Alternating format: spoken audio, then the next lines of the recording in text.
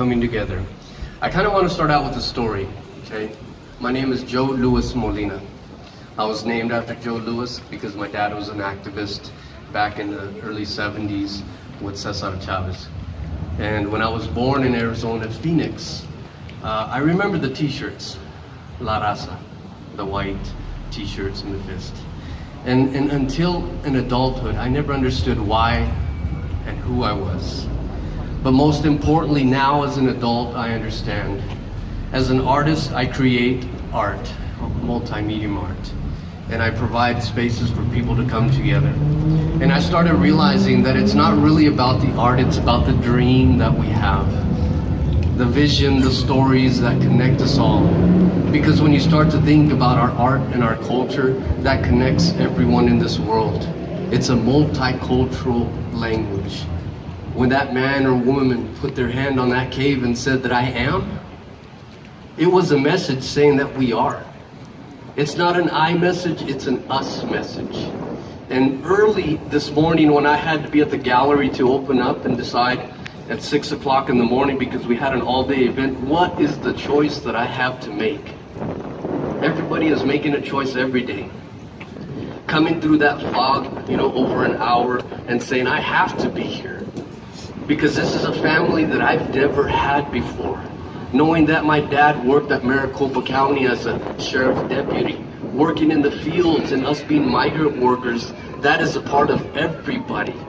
My mother, my father fought for those rights with the chemicals being sprayed over them in the fields. My grandmother, my grandparents, our ancestors, indigenous people, my Navajo roots. Understanding now that I have an opportunity to share our culture, our race, a dream, traveling the world to capture that is more important to every single one of us. It's not an I message, it's a we message, it's an us message. The family that we've never had before. That's what I fight for. That's when I started realizing that every single one of us has a dream. The 14th president of India said that dreams weren't meant for the night. They were meant for everyday living. If you can imagine every single one of us here and in this world will never dream the same thing. How is there a competition then? We shouldn't be in fear of thinking that you're going to compete against what I want to do. Come on, bro. It's the collaborative effort that we have together that should be uniting us. That's what's happening now. That unity, the family that we've never had before. Everything in our world is being disrupted. It's called static. But what are we all made of? We're made of energy. Simply energy. Positive and negative. What do you choose to follow? That's important because we have a choice. Every day as we stand for what we believe in, more than ever what's happening in humanity today is a storm. It's simply happening.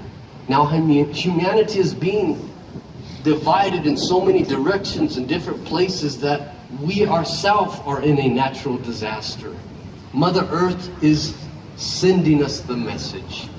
Is it going to cleanse itself? Is it going to repair itself? As I've said before, the seasons of change have no qualms.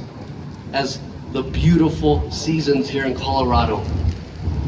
Not one is saying that you have to get rid of what you've left behind because the death of something is something new. The birth of something new. There are no qualms. So as we are a race of humanity in a storm that is naturally disaster and affecting every single one of our lives, we have to make that choice. Now you have to understand that everyone is meant for something. And when I ask you and I ask people, who are you? Are you happy? And what's your purpose in life?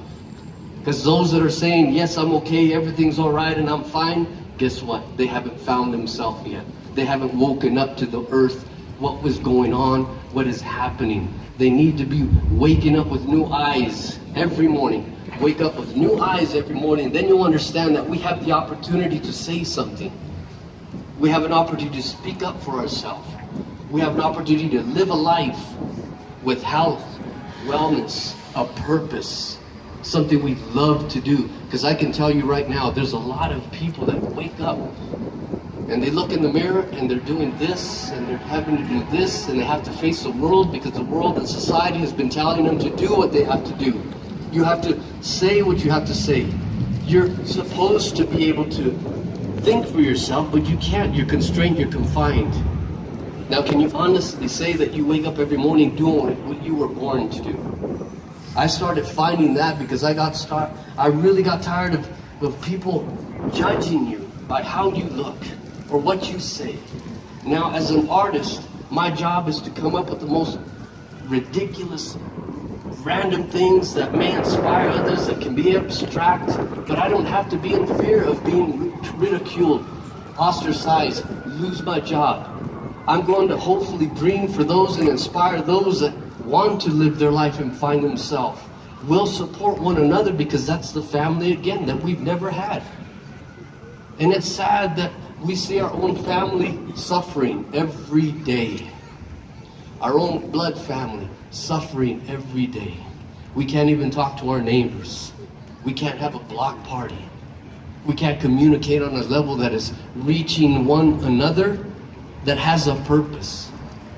But if we could simply find those three common things that we can all agree on, whether night and day is balancing itself, the yin and the yang is balancing, whether you believe in God and Buddha and Hinduism and anything else, Christianity, because believe me, I went through all of them. Born and raised Catholic, baptized, Jehovah with my sister, Christian and Protestant with uncle and aunts, because I was bounced around, married in a Buddhist temple, studied Middle Eastern philosophies, and I started saying they're all trying to say the same thing. I then began to understand that we are all artists. We have a passion, but we haven't found it, because every child is being born with a gift. Why aren't we learning from them and teaching what we should teach to them of who they are individually as a fingerprint? Everyone has one, but there'll never be another one. That child is a gift to earth that we should be teaching and learning from them. Every school institution should have parenting classrooms to understand how to teach their parenting skills, teaching their children, so that the teacher themselves don't have to be the psychologist, the doctor, the parent. The effort that we need to make is that unity of becoming a family. Education is important, and that's the key to everything that we need to do to succeed in our world. If we could simply do this and provide our life experiences and speak to one another and say, here's my life experiences, how can I help you? Because you may get something, but yet it's not a competition. That's the gift of life. That's the tree of life that reaches the branches and the roots that are everywhere. The largest living organism is the aspens, as they say. Well, we are as well. Because one of the senses that we lost, because they say that we have 5 senses. Well, we have a 6th sense that we've not been communicating, but now it's starting to happen, and that's here. And that's vibrating. Scientifically now they can measure it, because that message is sending a clear message that something should happen. Every time there's a natural disaster, people feel something. We're in a crisis, and it's in humanity that is in a crisis. It's in a storm, and we have to learn to repair that by coming together and saying that we are, we will, and that I am. That's the message, and that's the message clearly. I hope that everyone understands that. It may be abstract in ways, but we're going to have to make radical change in order for this difference to be made. We have to be able to do that. It is critical, because there is no race. It's a human race. In order for us to become a human, we need to be humankind. And where does that come from? Being kind again to one another, because you are my brother, you are my sister, and you are family, that we go back to millions of years ago when it was the union of two that made that bond. Now I hope that everyone understands. I'm not sure exactly how we can reach our world to change, but it's going to be one person at a time, because you know what? We cannot change one person at a time, but if we could create a vision and a mission and a passion and something that we truly believe in, then that shows that we're making an effort. That is more infectious than any hate and crime that is being made in this world.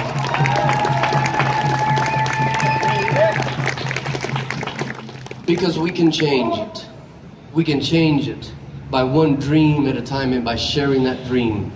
We don't have to be afraid of telling people what our ideas are or what we would hope to do. We would only hope to inspire them to even do better. And that's changing our world by one generation at a time. Every generation on past us. Every generation on past us. Every generation on past us has been giving us the information, and here it is. They've been trying to study it. Scientists, religion, and culture, and government, and education, judicial, political. They've been studying what's the meaning of life.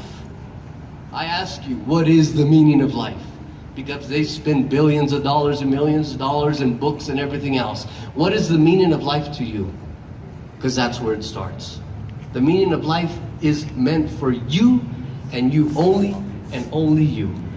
Because for me, it's different. But we have to be able to respect that. We have to be able to respect that, because where does it start? Do we respect one another, or do we accept one another? I believe it's a unity of both. We don't have to question that. Because the meaning of life for you is different for me, but I accept it and I respect it at the same time. I contemplate these ideas every day because that's my job. It's very frustrating to understand all these different concepts and studying what Gandhi and Buddha and everyone else before us that we have to be thankful for.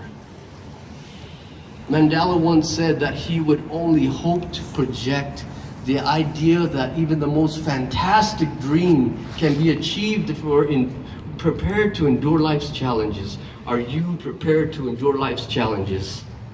And that's what we have to do every day waking up. I'm blessed and thankful to have another day, to see another sunrise and a sunset that will never be the same.